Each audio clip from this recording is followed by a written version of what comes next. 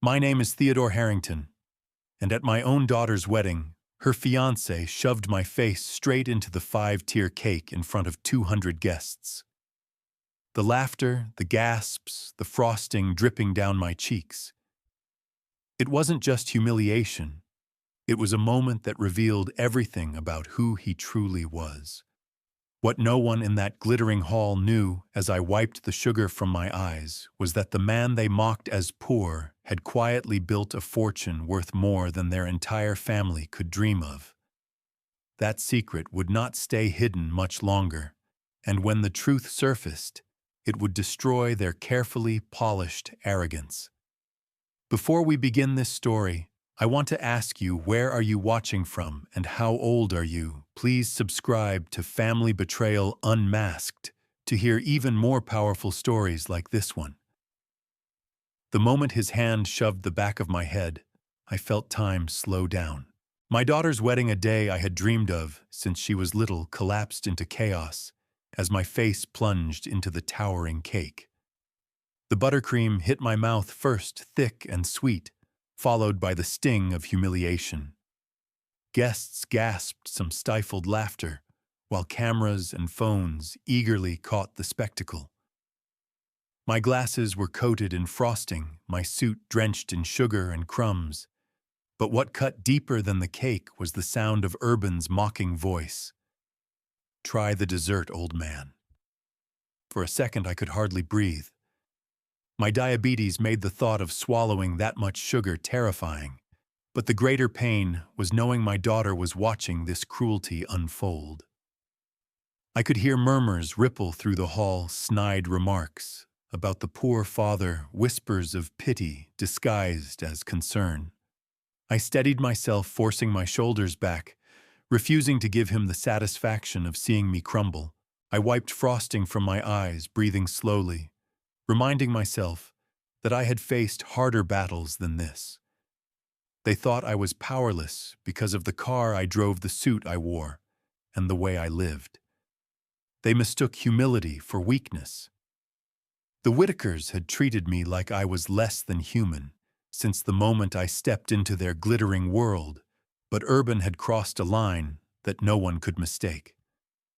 I glanced toward my daughter. Megan's face had gone pale beneath her carefully applied makeup. Her hand trembled as she clutched her bouquet, eyes darting between me and the man she was about to marry. She had defended him before, excused his arrogance as just the way he was raised, but this was different. This wasn't a careless comment, it was a public assault meant to humiliate me and entertain his wealthy friends. The hall fell into an uneasy silence, the kind that makes the air heavy.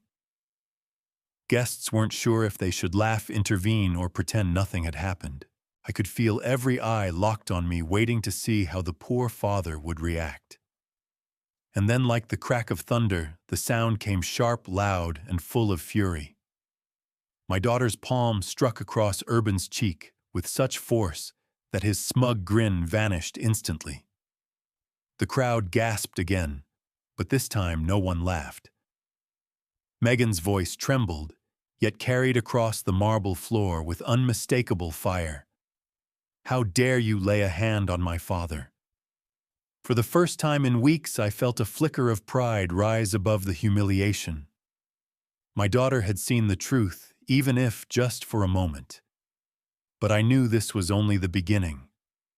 The Whitakers were not the kind to accept shame quietly. They would twist this moment, try to bury it beneath excuses and influence. I could already see Eldon and Priscilla rising from their seats, their faces masks of outrage and calculation. What they didn't know was that Urban's cruel little stunt had just set in motion a chain of events they could never control. The sting of frosting still clung to my skin as murmurs swelled through the reception hall. I stood there dripping with sugar while every guest waited for my reaction. The chandeliers above seemed to glare down their brilliance, mocking the humiliation I'd just endured. Eldon Whitaker rose from his chair, his voice cutting through the silence with forced authority. "Ladies and gentlemen, let's not overreact. It was just a joke." Weddings are emotional. His words slithered across the marble floor, an attempt to sweep away the cruelty like crumbs on a table. But this was no joke. Jokes don't come with bruises to the soul. I looked at him steadily, resisting the urge to answer. I knew silence would make him nervous, and indeed, he shifted uncomfortably, his hand tightening around his wineglass. Priscilla followed her smile, brittle. Theodore, surely you understand. Boys will be boys. Urban just got carried away. Boys will be boys. That tired phrase used to excuse arrogance, violence, and entitlement. My jaw clenched as I heard whispers ripple behind me. Poor man. He must be used to being treated that way. Imagine having to endure that in front of everyone. Their pity was worse than their scorn. I straightened, brushing another smear of buttercream from my jacket, and let my eyes travel across the hall. I saw waiters frozen in place trays trembling in their hands. I saw guests with half smiles they tried to hide, secretly thrilled at the scandal. And then I saw Charles Beaumont rise from his chair near the back of the room. Silver-haired, broad-shouldered, his presence commanded the room without effort. Enough, his voice boomed low, but absolute, slicing through the whispers. The chatter ceased instantly. All eyes turned toward him. He walked forward with a deliberate calm, each step echoing against the marble. When he reached the center, he turned to the crowd. Do you know who this man really is? His hand gestured toward me. Heads turned, curious, suspicious, eager. Eldon's smile faltered. Urban's drunken smirk slipped into unease. Megan, clutching her bouquet, looked confused, as though the ground beneath her had shifted. I didn't speak. I didn't need to. Charles continued his words like hammer blows. This is Theodore Harrington. Some of you may recognize the name, but for those who don't, he is one of the founding investors in Technova Industries. He has backed companies that shape the digital world you all depend on. His net worth is not in the millions, ladies and gentlemen. It is in the billions. Gasps spread across the room like wildfire. Faces turned toward me with a new light: recognition, respect, fear. Someone whispered, "The Theodore Harrington." Another guest nearly dropped his champagne flute. Urban's face drained of color, the arrogance bleeding away with every word. Eldon and Priscilla stood frozen, their earlier condescension now replaced with horror. I stood quietly, brushing the last crumbs of cake from my sleeve. I hadn't asked Charles to reveal me. I never wanted wealth to be my weapon. But Urban had forced my hand when he tried to humiliate me. What he thought was a moment of triumph would be remembered as the day his own arrogance destroyed him. The weight of the room shifted in an instant. One moment I was a pitiful figure covered in frosting. The next I was a man whose name carried more power than the Whitakers' entire fortune. Whispers rippled through the hall, names and numbers passing from one guest to another like wildfire. He's worth over $1 billion. Technova, he was part of that. Faces that had looked at me with disdain now leaned forward in awe. It was a change so sudden it almost made me sick. Urban stumbled backward, his cheek still red from Megan's slap. His drunken bravado drained from him, leaving only the pale shadow of a boy who had never faced real consequences. "Mr. Harrington, sir," he stammered, his voice breaking. I didn't know." His words fell flat. I shook my head slowly, my voice calm but cutting. "So if I were poor, your actions would be acceptable." A heavy silence followed, the kind that forced every guest to confront the truth of his cruelty. Eldon tried to recover the moment. He stepped forward, extending a hand as though nothing had happened. "Theodore, this is all a misunderstanding. Emotions run high at weddings. Surely we can put this behind us." I did not take his hand. "A misunderstanding is forgetting someone's name. I said quietly. What your son did was assault. The crowd murmured in agreement. Phones recorded every word, every expression, capturing the scene that would live far beyond these walls. I could see the panic in Priscilla's eyes. She knew the stain of scandal was already spreading. Megan stepped closer, her voice trembling. Dad, why didn't you tell me? Her question carried more weight than anything Urban or his parents had said. It pierced me deeper than frosting or insults ever could. I looked at her, the daughter I had raised with every ounce of love I had. Because I wanted to know who they really were, I said simply. Money hides the truth, sweetheart. I needed to see how they treated us when they thought we had nothing. She blinked, tears threatening to smudge the makeup she'd spent hours perfecting. Her eyes darted to Urban, who stood like a cornered animal shifting under the glares of the crowd. And now you know, I added softly. The twist was no longer just about me being revealed as wealthy. It was about my daughter seeing the ugly truth I had feared all along. Guests began to murmur more boldly now, emboldened by Charles Beaumont's revelation. Unbelievable. The Whitakers will never recover from this. He humiliated his own father-in-law. Urban tried to speak again, but his words were drowned out by the shifting tide of judgment. For once, his voice carried no power. Megan clutched her bouquet tighter, her knuckles white. Her voice shook as she whispered, barely loud enough for me to hear. You were right. And in that moment, though, I stood covered in frosting and humiliation.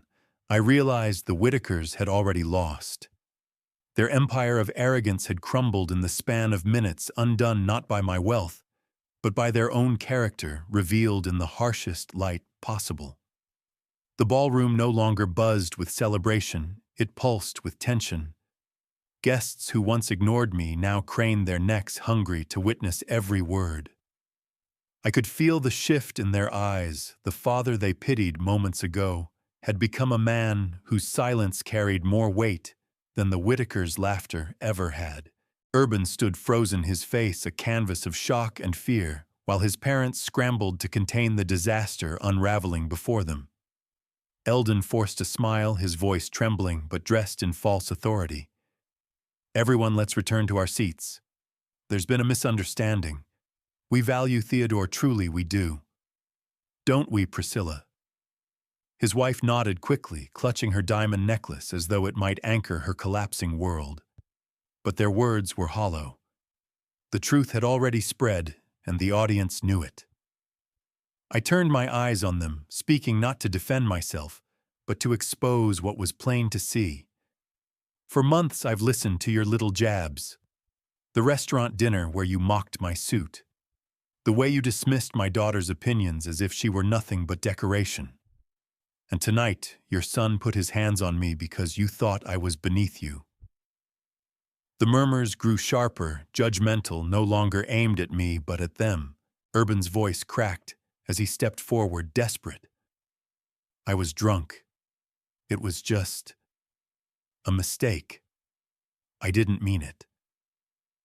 I studied him for a long moment. Character isn't revealed when life is easy. It shows when you think no one is watching, or when you think the person in front of you has nothing to offer you. Tonight, Urban, you showed exactly who you are. His face crumpled, and for the first time that evening I saw him stripped of arrogance. Megan stood, torn, tears glistening in her eyes as she looked between us. Dad. This is too much, she whispered. Her words were not a defense of Urban, but a plea for clarity, for truth she hadn't been ready to face. I stepped closer to her, lowering my voice so only she could hear. Sweetheart, I didn't hide my wealth to punish you. I did it because I wanted to protect you from this. Now you see the truth with your own eyes. Her hand trembled as it brushed against my sleeve, frosting smearing onto her gown. She swallowed hard, her voice breaking, and I defended him. Against you. That confession was a blade in my chest, but it was also the turning point I had prayed for. I shook my head gently. You defended what you thought was love. There's no shame in that. But love doesn't humiliate. It doesn't degrade. And it never ever mocks the people who raised you. The crowd grew still again, waiting. It wasn't just my daughter who needed to hear those words. Every guest in that room knew they carried weight beyond our family drama. The Whitakers looked cornered, scrambling for dignity they could never reclaim. And as I looked around the hall, I realized their downfall had already begun. Silence blanketed the hall, heavy and suffocating. I could hear the faint hum of the chandeliers above the clink of a glass nervously set down, the uneven breath of my daughter standing beside me. All eyes were on me now, not on Urban's arrogance, not on Eldon's failed excuses, but on how I would respond. I wiped the last smear of frosting from my cheek and let the napkin fall to the floor. Slowly, deliberately, I stood tall, every inch of me reclaiming dignity that Urban had tried to strip away. Money never defined me, I said, my voice steady, cutting through the silence like steel. And it never will. What defines me is how I treat others, whether I'm driving a Toyota or signing billion-dollar contracts. A murmur of approval swept the room. Guests shifted uncomfortably, many of them recalling how they had dismissed me earlier that night. Faces flushed with shame as they realized their own complicity in the Whitakers' cruelty. Urban opened his mouth to protest, but Megan cut him off, her voice sharper than I had ever heard it. Not another word. She turned to the crowd, her hands trembling, but her spine straight. This is my father. The man who raised me with respect, with kindness, with values money can't buy. And you, she spat, glaring at Urban, have done nothing but show me what kind of man you truly are. Gasps echoed across the marble floor, and for a fleeting moment I saw the mask slip from Urban's face, panic, desperation, then rage. He reached for her arm, but she pulled back, standing firm. Don't touch me! The twist was complete. The groom who thought himself untouchable had just been publicly stripped of both power and dignity by the very bride he assumed was already his. Eldon tried again to regain control, his voice tight with desperation. Megan, think carefully. This is your wedding day. Don't let emotions. She rounded on him, fire in her eyes. Don't tell me about emotions, Eldon.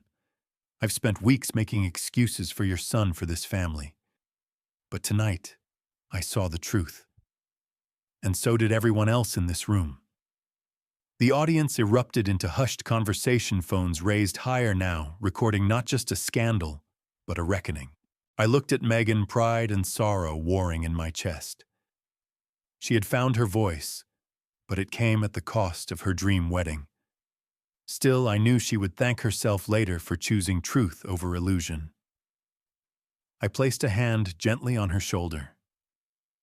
Sweetheart, we don't need to stay here any longer. Let them have their banquet, their champagne, their empty wealth. We have something far more valuable. She nodded, her tears spilling freely now, but her chin lifted with resolve.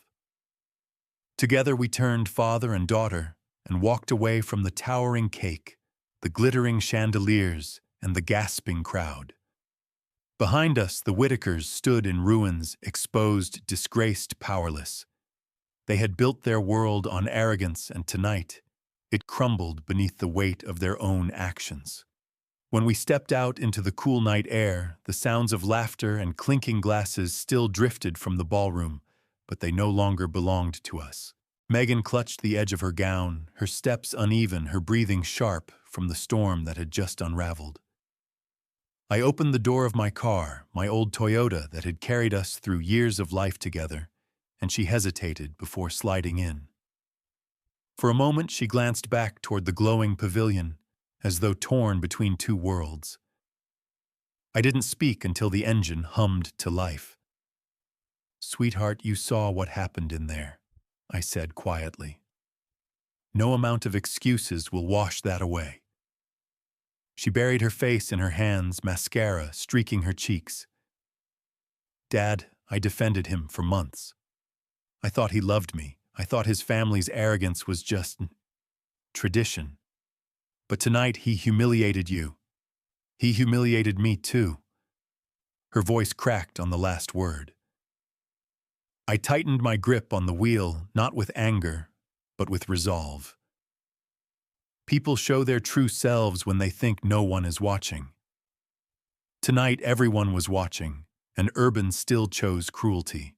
I let that sink in, giving her the silence she needed. As we drove, the road stretched ahead in quiet rhythm, headlights cutting through the dark.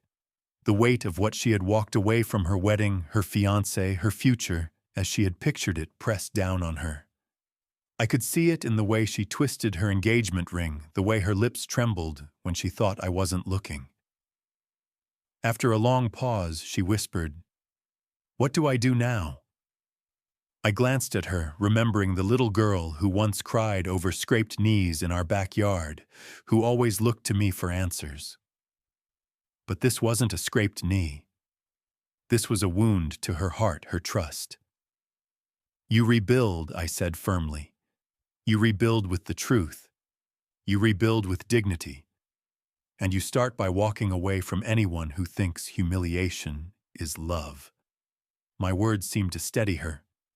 She slid the ring off her finger slowly, as though removing chains she hadn't realized she wore. With one last look at the diamond that had promised her a future, she set it gently on the dashboard. The ring sparkled faintly in the passing streetlights, but its shine felt empty. Megan turned her face toward the window, and for the first time that night, I saw resolve harden her features. "He doesn't deserve me," she said, her voice steadier now. "Not after tonight." I nodded, pride swelling in my chest. "You're right. And tomorrow, when the world hears what happened, he won't be able to hide behind his family's name anymore." I didn't tell her yet, but I knew this was only the beginning. Urban and his parents wouldn't let humiliation end the story. They would come back desperate to salvage their reputation, ready to twist the truth. But they had underestimated me just as they always had. Tonight, their downfall had only begun. By the next morning, the scandal had already begun to spread like wildfire. Videos from the wedding flooded social media, Urban shoving my face into the cake. Megan's slap echoing across the ballroom, Charles Beaumont's booming revelation about who I really was. Headlines appeared within hours: billionaire father humiliated at daughter's wedding and Whitaker family disgraced in public meltdown. I didn't need to watch the clips. The phone calls spoke loudly enough. Investors, old colleagues, even journalists I hadn't heard from in years reached out for comments. I said nothing. Silence was my weapon. Megan, however, couldn't escape it. Her phone buzzed constantly, friends demanding answers, society circles whispering about the runaway bride. She sat at my kitchen table in her wrinkled wedding gown, hair undone, staring at the cup of coffee I'd placed before her. "They're already spinning it, Dad," she whispered. "Urban's telling people you provoked him, that you've been jealous of him all along." I shook my head slowly. Jealousy doesn't shove someone's face into a cake. She flinched at the memory, then pulled her phone closer to show me a post Urban had made. His words dripped with calculated regret. "Last night was a mistake. I was emotional. I only wanted to celebrate, but my fiancé's father took offense. I hope people understand how stress can affect us all during a wedding." The comments beneath it were divided, some scolding him, others rushing to defend him. Megan's voice rose. "He's painting you as the problem. He's making himself look like the victim." I leaned back in my chair, meeting her eyes. "Let him. The truth is already out there. You can't unsee a man shoving his father-in-law into a cake.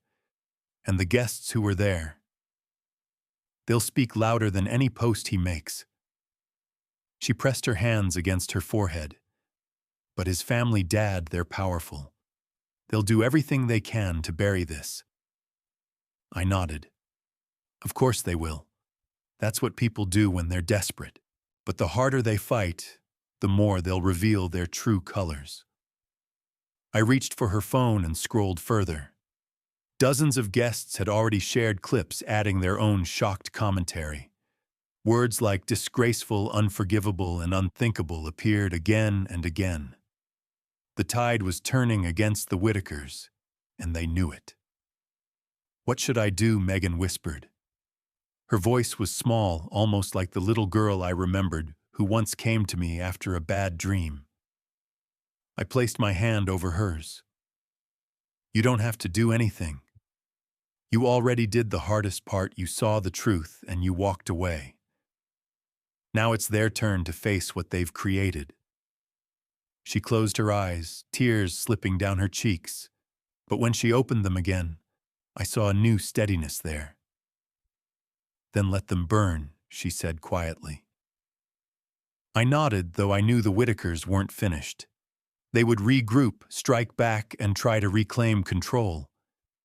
But for the first time, Megan was no longer their pawn. She was ready to fight. The Whitakers did not take long to retaliate. By the third day after the wedding, their counterattack had begun in full force. A glossy statement appeared in the New York Social Gazette, conveniently timed to paint them as victims. It claimed that an unfortunate misunderstanding occurred at our son's wedding, exaggerated by online gossip. They went further, hinting that I had a long history of controlling behavior and that my supposed disapproval of Urban boiled over into unnecessary drama. Megan slammed the paper down on my kitchen table, her eyes blazing. "They're trying to make you the villain," she cried. "They're saying you ruined my wedding out of jealousy. How dare they?" I folded the paper slowly, almost amused. This is what people do when they're cornered.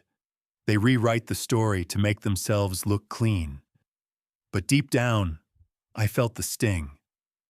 Not for myself, I had weathered lies before, but for Megan. Their words weren't just an attack on me, but on her choice to walk away. They were trying to shame her back into submission. That afternoon, my phone rang with a number I hadn't seen in years. Robert Green, an old colleague from my earliest days in investment, spoke with urgency. "Theo, I thought you should know. Eldon's been reaching out to every contact he has. He's telling people you're unstable, that your wealth was exaggerated. He's desperate to salvage their name." I thanked him and hung up, the truth settling heavily. They weren't just fighting to save face, they were trying to erase me. Megan paced the living room, her gown finally exchanged for jeans and a sweater, but her expression carried the same exhaustion as that wedding night. "They won't stop, Dad. They'll drag this out until people believe them." I reached for the box of photo albums stacked in the corner, old memories I had never shared beyond our family. I opened one, sliding a picture across the table toward her. It showed me in San Francisco years ago, with the founders of Technova, our signatures still fresh on a contract. "They can spin lies all they want," I said calmly, "but the truth has weight. Evidence has weight. And I have plenty of it." Megan stared at the photo, her voice trembling. "You kept all of this, every document, every contract, every deal that built the life we have today." I leaned forward, lowering my voice. "Urban and his parents think reputation can be bought and sold. But I built mine with more than money. I built it with proof. They can smear me all they want, but when the time comes, I'll show the world who they really are." For the first time in days, I saw Megan smile, not the forced, polite smile she had worn with Urban, but a small, genuine curve of hope. "So what do we do now?" I closed the album and met her eyes. "We wait. Let them hang themselves with their own words. When they do, we'll be ready with the truth." And in my heart, I knew their arrogance would not allow them to stay quiet for long. It didn't take long for the Whitakers to overplay their hand. A week after the wedding disaster, Eldon arranged an interview with a popular business channel. He sat in a leather chair, Priscilla perched beside him, both dressed in somber black, as though mourning their own reputation. The host leaned forward, eager for scandal. "Mr. Whitaker, what really happened that night?" Eldon clasped his hands, his voice dripping with feigned sincerity. "A misunderstanding. Theodore Harrington has always been a difficult man. He disapproved of our son from the beginning. His outburst was unfortunate, but we wish him well." My phone buzzed as the clip circulated. Megan watched with me, her knuckles white around a mug of untouched tea. "They're lying, Dad. They're making it sound like you lost control." I nodded calmly, but inside the familiar burn of anger stirred. That's their move shift. The blame hide their shame. She leaned forward, desperation in her voice. "We can't just let them get away with this." I placed a hand on hers. "Patience. Their own arrogance will undo them." And it did. Within hours, the very guests who had witnessed Urban's cruelty began posting their own accounts. Videos from different angles flooded the internet. Urban sneering, Urban shoving me into the cake, Megan slapping him afterward. Each clip dismantled the Whitakers' carefully crafted narrative. One waiter even stepped forward, posting on his personal page, "I served at that wedding." What happened to Mr. Harrington was shameful. No one should excuse it. The truth was gaining momentum, and the Whitakers were powerless to stop it. Still, they tried. Urban himself released a shaky video filmed from his family's study. His tie was crooked, his eyes red from too much liquor.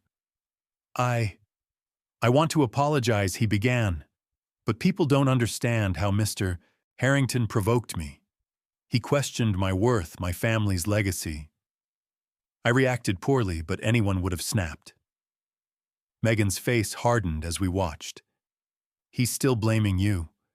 I leaned back, folding my arms. He doesn't understand, yet every word he speaks is another nail in his own coffin. Sure enough, the backlash was swift. Comment sections filled with outrage provoked. "He assaulted the father of the bride. Blaming your victim isn't an apology." Sponsors began to quietly pull support from Whitaker Enterprises. By the next morning, whispers reached me through old business contacts. Contracts were being reconsidered, invitations rescinded. Their reputation, once polished and untouchable, now looked cracked beyond repair. Megan turned to me, her voice softer now. "You knew this would happen, didn't you?" I gave her a weary smile. "I've been in business long enough to know when arrogant men feel cornered, they talk too much. And when they talk too much, the world finally sees who they really are." She leaned against me, her head resting on my shoulder for the first time in weeks. "So what happens now?" I looked out the window, the morning sun spilling across our modest street, and answered with quiet certainty. "Now we prepare for the final blow." The storm had fully shifted in our favor, but I knew better than to underestimate a family like the Whitakers. They had spent years building their empire on appearances, and people like that don't surrender easily. Sure enough, 2 days later, I received a neatly sealed envelope delivered to my home by courier. Inside was a formal letter written on embossed stationery with the Whitaker crest. The words were polished, but the message was venomous. "For the sake of our children's future, we urge you to step back from public statements. Continued pursuit of this conflict will result in consequences for your reputation and holdings." Megan read it over my shoulder, her voice trembling. "They're threatening you." I set the letter down, my expression calm. "Threats are the last refuge of desperate people." She shook her head. "But Dad, they could try anything. They'll smear you, they'll twist everything." I placed a hand gently over hers. "Sweetheart, they already have. And it hasn't worked. The truth speaks louder than threats." That evening, as if to prove my point, News broke that an anonymous guest had released the full, unedited video of the cake incident. Every cruel word Urban had spat, every dismissive look from his parents, every second of Megan's defense was captured. No spin could cover it now. The footage spread across national outlets, dissected by talk shows, and replayed endlessly online. How could a man humiliate his father-in-law like this? One commentator demanded. This isn't just bad manners, it's character revealed. The Whitakers' phone lines must have been burning. Eldon and Priscilla were spotted leaving their Manhattan office in silence. Paparazzi shouting questions they dared not answer. Urban vanished from public view altogether, his smug grin replaced by silence. Megan sat beside me on the couch as the footage replayed, her face illuminated by the television's glow. "It's all out there now," she whispered. I nodded. They wanted to control the story. Now the story controls them. She turned to me, tears in her eyes, but not of shame, of relief. "You were right all along. About them. About everything." I pulled her close, my arm wrapping around her shoulders. "I didn't want to be right. I wanted you to be happy. But sometimes the truth has to hurt before it heals."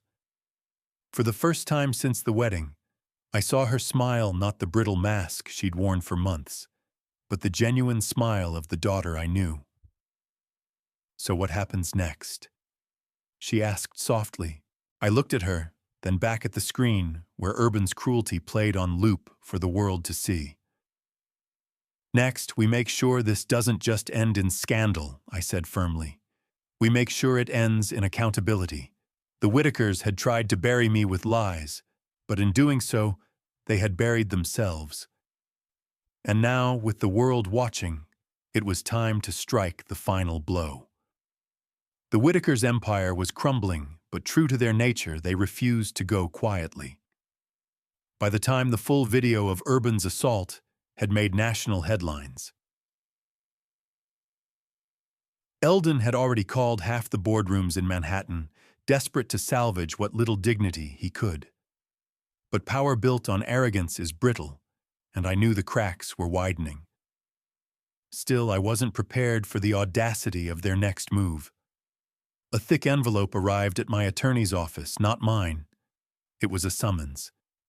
The Whitakers were suing me. The claim was laughable defamation, interference with business relations, intentional infliction of emotional distress. In other words, they were blaming me for the consequences of their son's actions. My lawyer, Daniel Kent, spread the documents across his mahogany desk, adjusting his glasses with a smirk. "They're trying to flip the script, Theodore. If they can't bury the truth, they'll drag you into court to muddy it." I leaned back, letting the absurdity wash over me. So Urban shoves me into a cake, the world sees it, and somehow I caused him emotional distress. Daniel chuckled dryly. "That's the gist of it. But don't underestimate them. With their money and connections, they'll try to drag this out, twist it, make it look like a vendetta." Megan sat beside me, her arms crossed, her anger simmering just beneath the surface. "They humiliated you, Dad. They humiliated me. And now they want to punish us for it." I placed a hand on hers. "This is their counterattack, sweetheart. They've lost the court of public opinion, so now they're trying to manipulate the court of law." Daniel tapped a finger on one line in the complaint. "This part is especially telling. They're asking for damages that conveniently equal the exact amount their stock value dropped after the video leaked. They're not even hiding the fact that this is about money." Megan's eyes widened. "So they're suing you for their own mistakes?" I nodded grimly. Exactly. The irony wasn't lost on me. For a family obsessed with appearances, they were willing to expose their greed on legal paper. Still, I knew this was no small fight. "So what do we do?" Megan asked. Daniel leaned forward, his voice firm. "We fight, but not just in court. We gather every piece of evidence, every witness, every clip that shows who they really are. If they want a war, they're going to regret it. As we left the office, Megan slipped her hand into mine. Her grip was tight, not of fear, but of resolve. "They're not going to win," she whispered. I looked at her, the daughter I had raised to value truth over luxury, dignity over arrogance. "No," I said softly, "they're not. But they're going to try, and that means we have to be ready for whatever comes next." The Whitakers had fired their counterattack. They thought the courtroom would be their weapon. But what they didn't know was that it would become the stage where their empire of lies collapsed for good. The first hearing was less about facts and more about theater.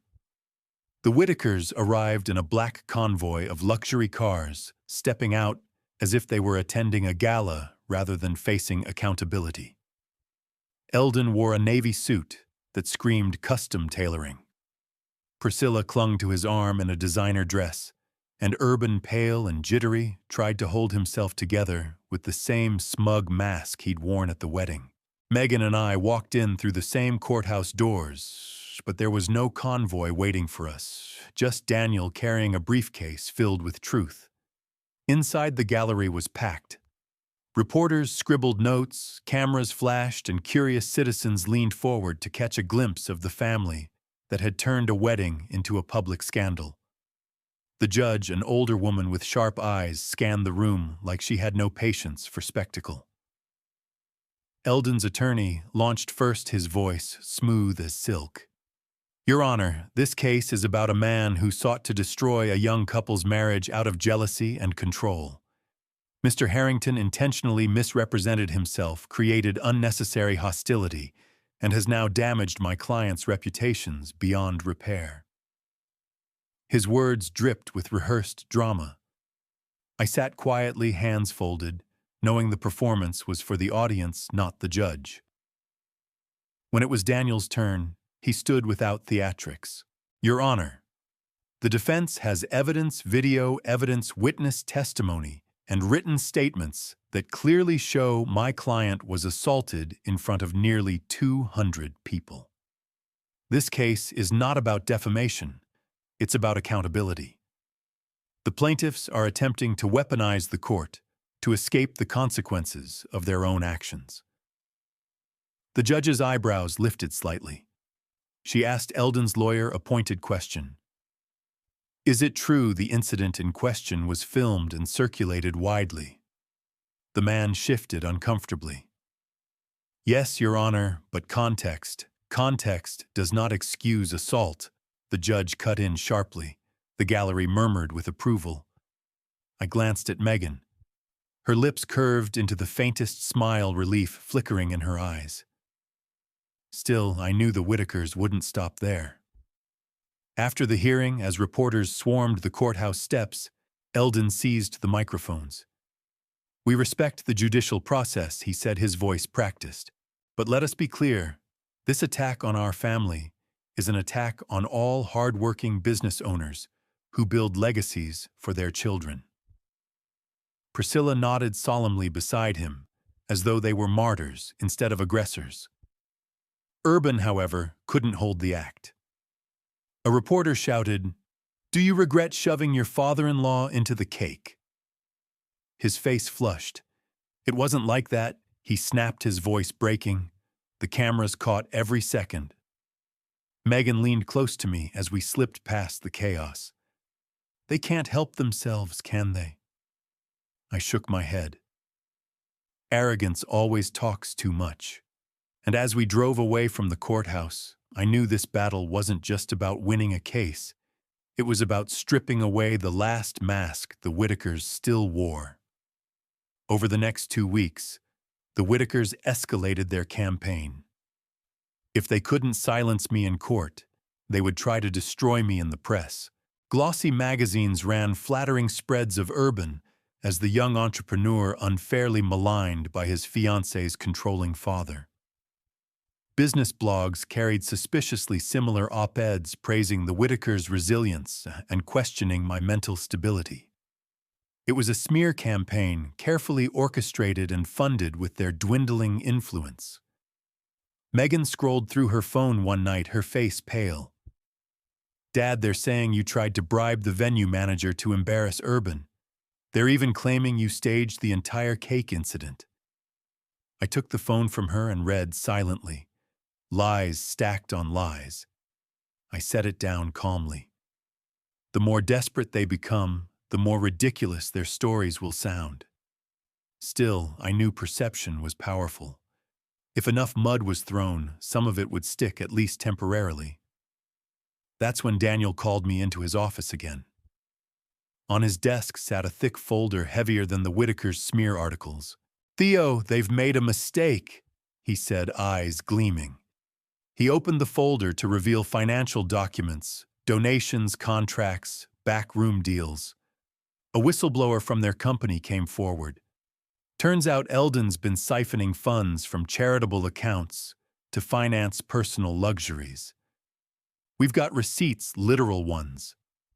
Megan leaned over the table, her mouth falling open. "You mean they've been stealing from their own charities?" Daniel nodded. "Yes, and if this hits the light of day, the lawsuit against you collapses. No judge will entertain claims of emotional distress from a family caught robbing the very causes they pretend to support." I exhaled slowly. It was the leverage I hadn't even hoped for. "Why would the whistleblower come to us?" I asked. Daniel smiled faintly. "Because they know you, Theo. You've built a reputation for integrity even when you lived simply. People trust you. The Whitakers, on the other hand, have burned every bridge they crossed." Megan's eyes filled with a mix of anger and relief. All those galas, all those speeches about giving back, they were just funding their next vacation home. "Exactly," Daniel said. "We can submit this as evidence, but it will also hit the press. Once it does, their empire is finished." I sat back, letting the weight of it settle. For years, I had lived quietly, avoiding the spotlight. Now the truth was being placed in my hands like a weapon, sharp and undeniable. "Then it's time," I said finally. "If they want to play this game, we'll end it on our terms." Megan squeezed my hand, her voice firm. "End it, Dad. For good." That night, as I looked over the documents alone, I thought about how far we had come from that humiliating moment at the wedding cake. The Whitakers had tried to strip me of dignity, to paint me as weak, bitter, and unstable. Instead, their own corruption was about to be laid bare. They wanted a war. Now they were about to lose one they never should have started. The next court session had a different energy. The gallery wasn't just full of reporters looking for drama. Now there were investigators, legal analysts, even a few quiet men in dark suits who didn't look like journalists at all. The Whitakers arrived with their usual show of confidence, but I noticed the strain around Eldon's eyes, the way Priscilla's hand clutched her designer handbag like a lifeline. Urban trailed behind them, his face pale, his movements jittery. Daniel rose first when the judge entered. "Your Honor." He began, his voice calm but edged with steel. "The plaintiffs claim emotional distress and reputational damage. Yet we have obtained documents proving their own misconduct. Financial records showing misappropriation of funds from charitable accounts. We ask that this evidence be admitted." Gasps rippled across the gallery. Eldon's attorney shot up his protest, almost a shout. "Your Honor, this is irrelevant to the case at hand." The judge raised a hand, silencing him. "Irrelevant. If your clients are suing for reputational damage, their reputation is directly relevant. Submit the documents." Megan leaned forward beside me, her grip tight on my arm. Eldon's face reddened as Daniel laid out page after page of transfers, invoices, and receipts.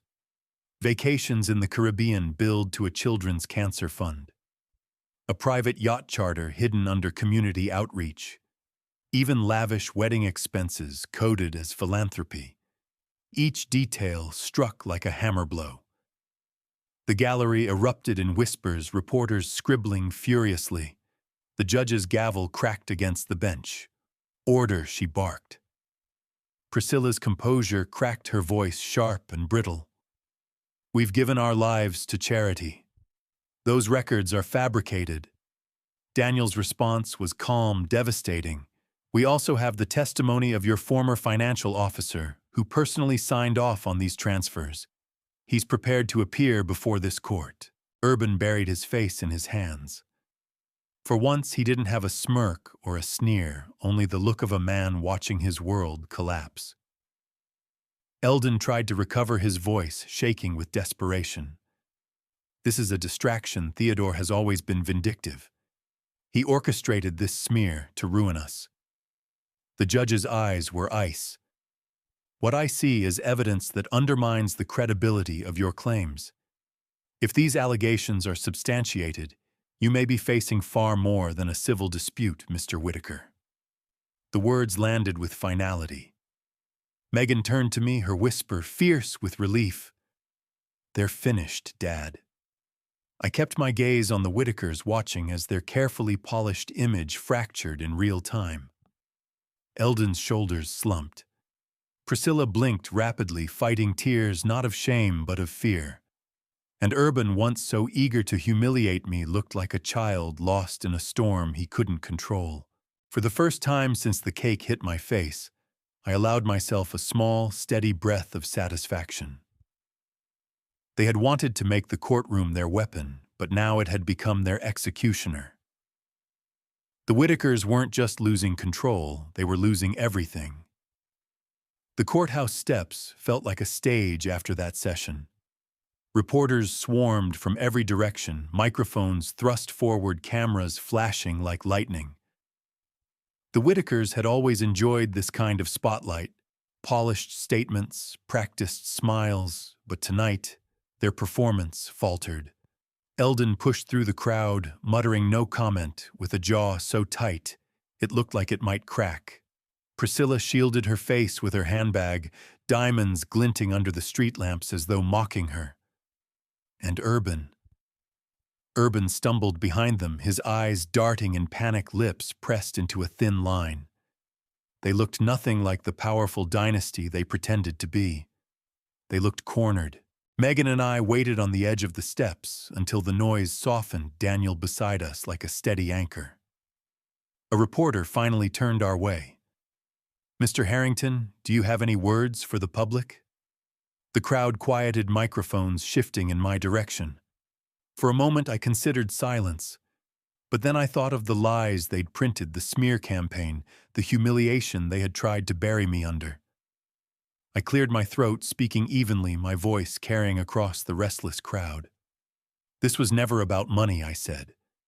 "It was about dignity, about how people treat one another when they think no one is watching. What happened at that wedding wasn't an accident, it was a revelation of character. And character matters." The murmurs surged again, not hostile this time, but thoughtful.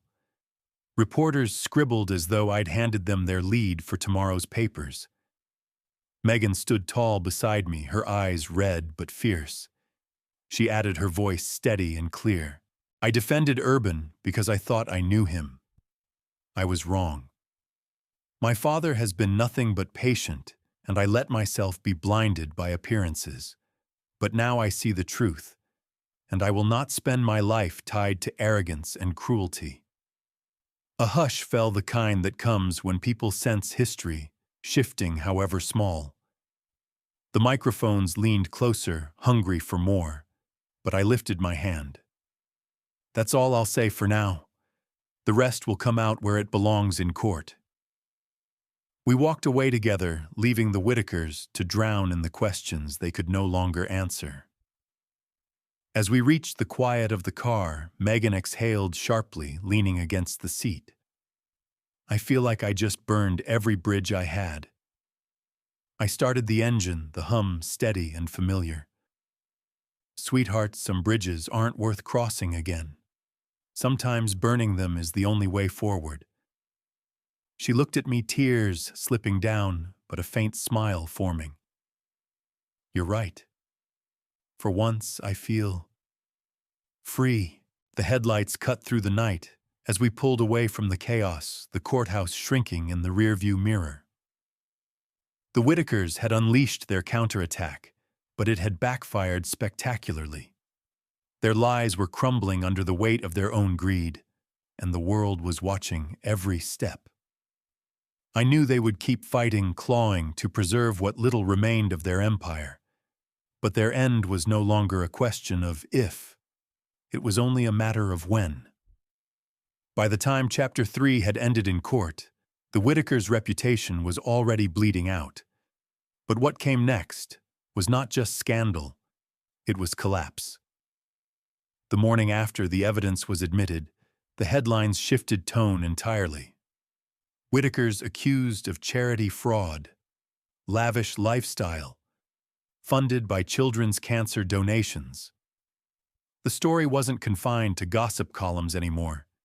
It had moved to front pages, business journals, and even evening news anchors who spoke the family's name with barely disguised disgust. Megan and I sat together in my modest living room, watching the news coverage roll across the screen. She hugged her knees to her chest, her wedding dress long since folded away in a box, but her eyes still carried the weight of betrayal.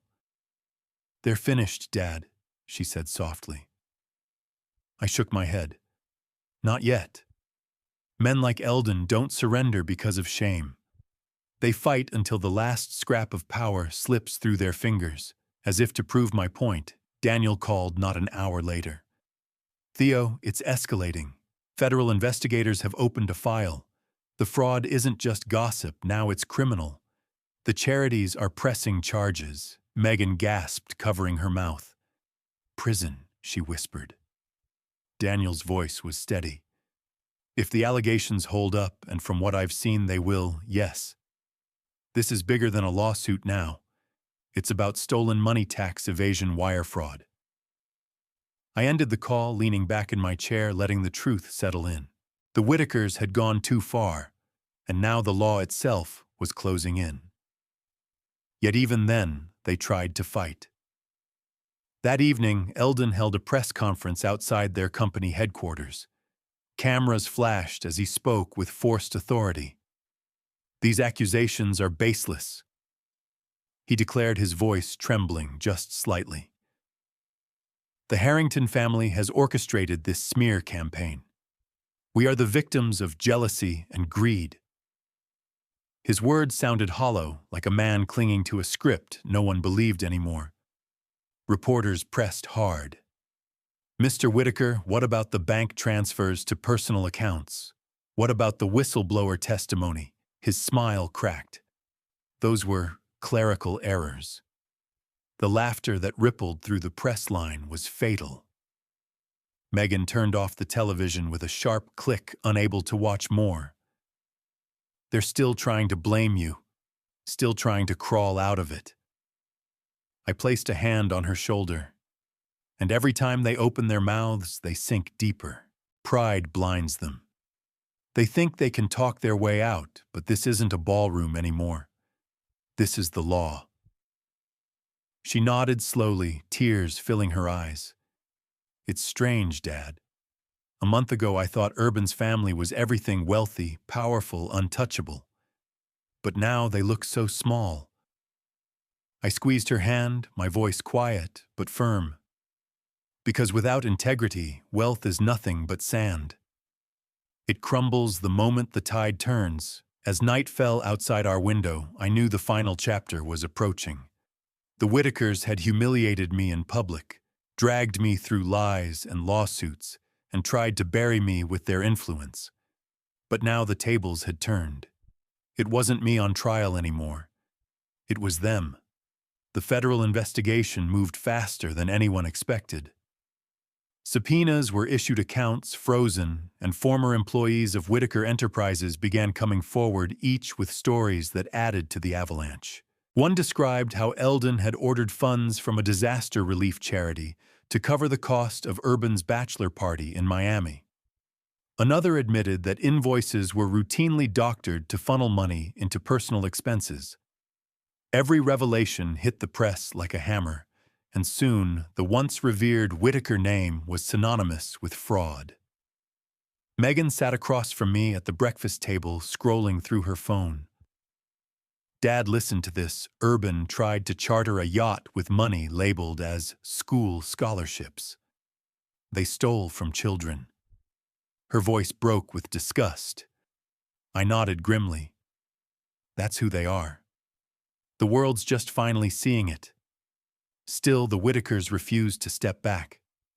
They doubled down, filing emergency motions to dismiss the case, hiring new PR firms, even attempting to bribe a witness into silence.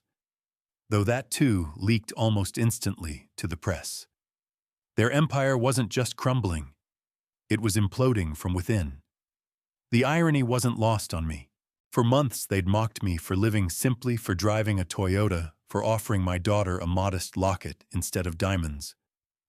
Yet here they were, drowning in their own greed, while I sat quietly at the same kitchen table that had carried us through decades of life. One evening, Megan broke the silence as we watched another news segment. Do you think they'll ever admit it? Dad, admit they were wrong? I sighed, sipping my coffee. People like the Whitakers don't admit. They justify, they deflect, they lash out. But the law doesn't care about excuses. The law cares about evidence. And the evidence was mounting. A week later, Daniel called with the update I'd been waiting for. Theo, it's official. The Department of Justice has filed charges: wire fraud, embezzlement, conspiracy. Eldon and Priscilla could be facing decades if convicted. Urban is named too, though his lawyers will argue he was just complicit. Megan's hand flew to her mouth. They're going to prison. Daniel's voice was steady. Unless a miracle happens, yes. Their legacy is finished. After the call, Megan sat in stunned silence. Finally, she whispered, all that money, all that arrogance, and it comes to this. I placed my hand gently over hers. It always comes to this. Money without honor always eats itself alive. That night, as I lay awake, I realized the revenge I had dreamed of wasn't about wealth or exposure.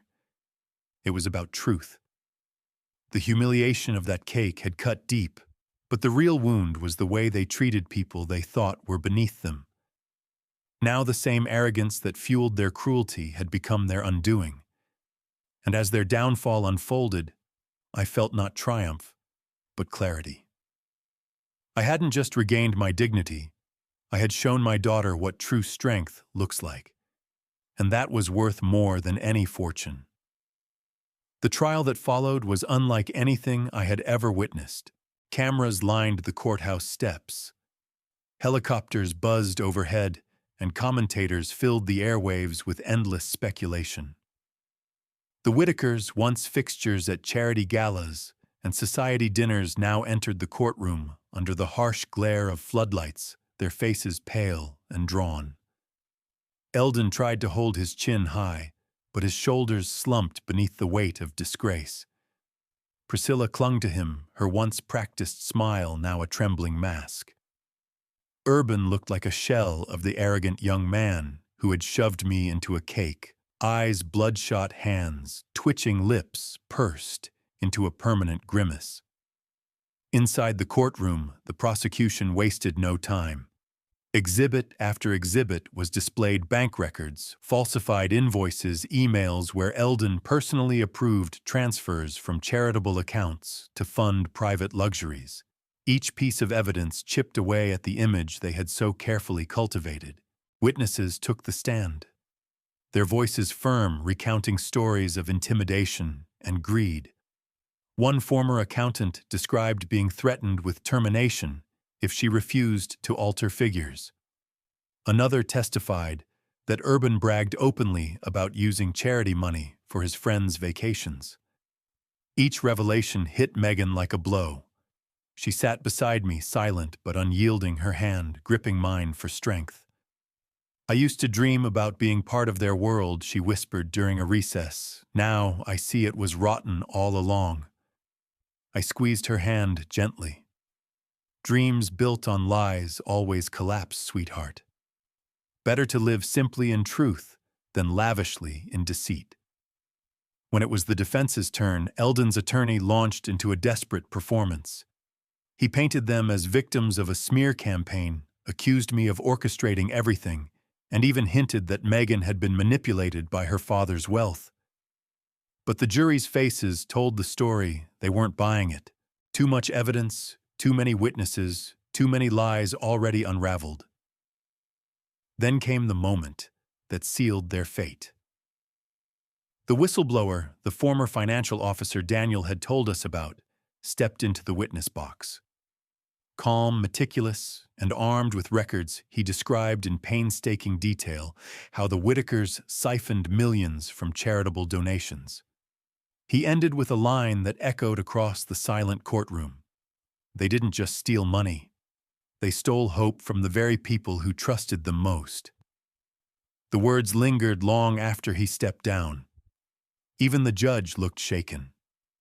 By the time closing arguments came, the Whitakers' defense was nothing but fragments. Eldon sweated through his suit, Priscilla dabbed at her eyes with tissues, and Urban stared at the floor as though hoping it would swallow him whole. Megan leaned toward me, her voice low but certain. They can't come back from this. I nodded, watching as the gavel struck to adjourn. No, their empire has already fallen. The verdict will just make it official. Walking out of that courtroom hand in hand with my daughter, I realized something. Revenge wasn't about crushing them with my wealth or my name. It was about letting the truth stand tall while their lies collapsed under their own weight. And soon the world would see that collapse in full. The verdict came faster than anyone expected. After only 2 days of deliberation, the jury returned to the packed courtroom, their faces solemn but resolved. Megan squeezed my hand so tightly I could feel her heartbeat in her palm. The judge's voice carried through the silence like a bell. On the charges of wire fraud, embezzlement, and conspiracy, we find the defendants, Eldon Whitaker, Priscilla Whitaker, and Urban Whitaker, guilty. The word guilty echoed like thunder. Gasps rippled through the gallery, reporters scribbling furiously, cameras clicking like a storm of rain. Eldon slumped in his chair, the color draining from his face.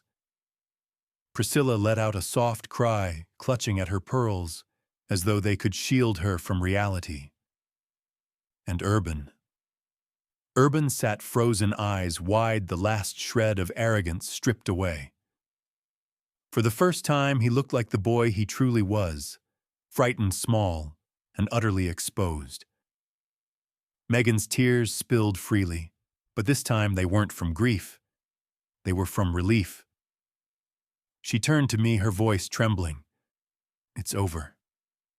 I nodded, though I knew the process wasn't finished.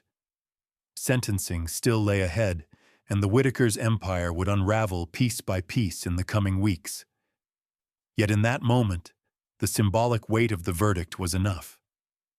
The mighty had fallen not by scandal alone, but by the rule of law. Outside, the courthouse steps became a battlefield of flashing cameras and shouted questions. Reporters jostled to capture every word, every expression. Eldon tried to push through the crowd with his lawyer, but questions rang out like arrows. "Mr. Whitaker, how do you respond to the guilty verdict? What do you say to the charities you stole from? Do you feel any remorse?" His silence spoke louder than words. Priscilla buried her face in her scarf.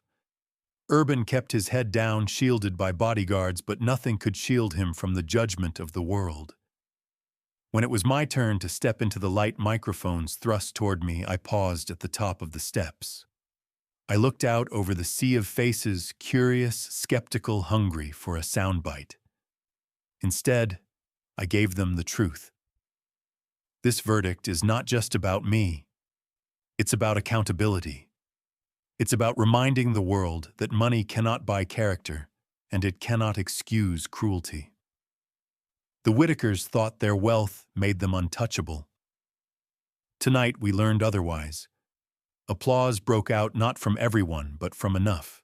Reporters shouted more questions, but I turned away, choosing silence over spectacle. Megan walked beside me, her head held higher than I had ever seen.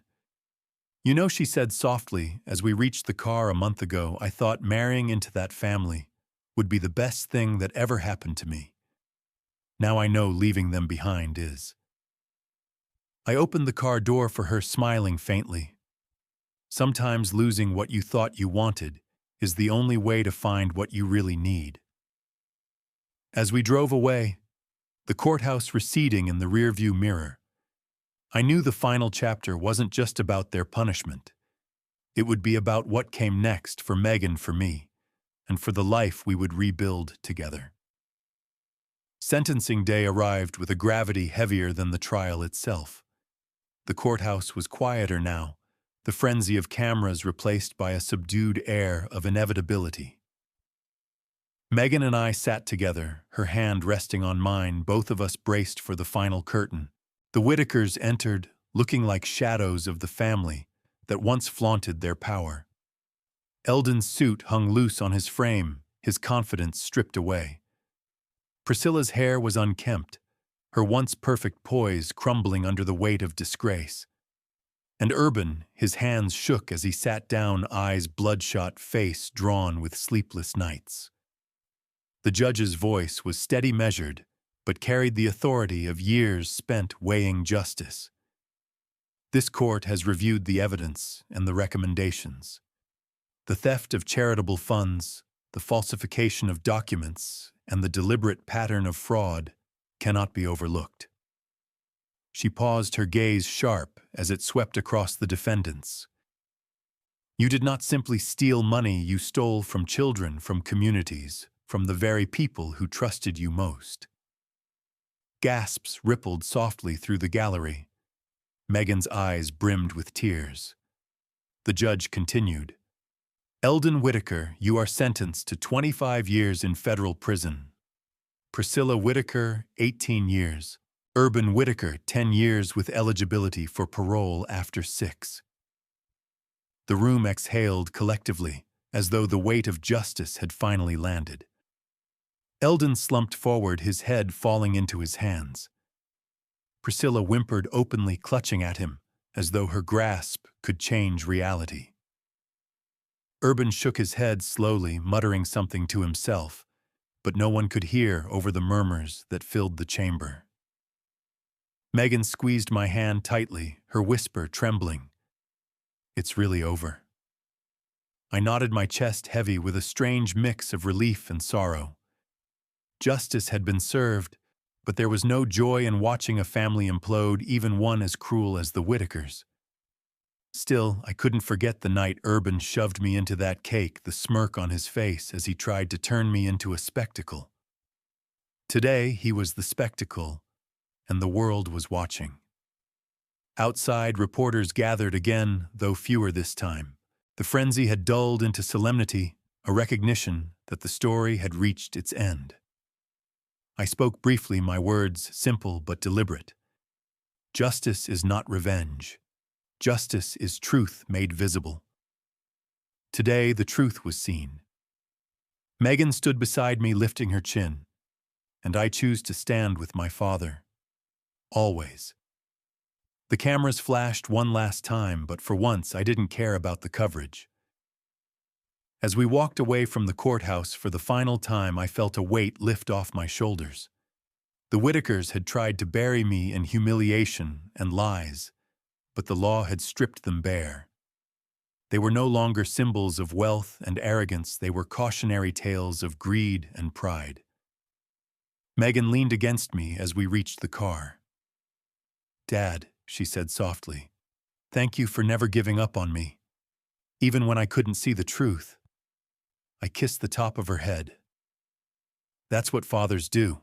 And with that, we drove away, not into scandal, but into peace, ready to rebuild our lives on foundations no lie could ever shake. When I look back on everything that happened, I don't remember the sweetness of the cake, or even the sting of humiliation. What I remember is the lesson hidden in all of it.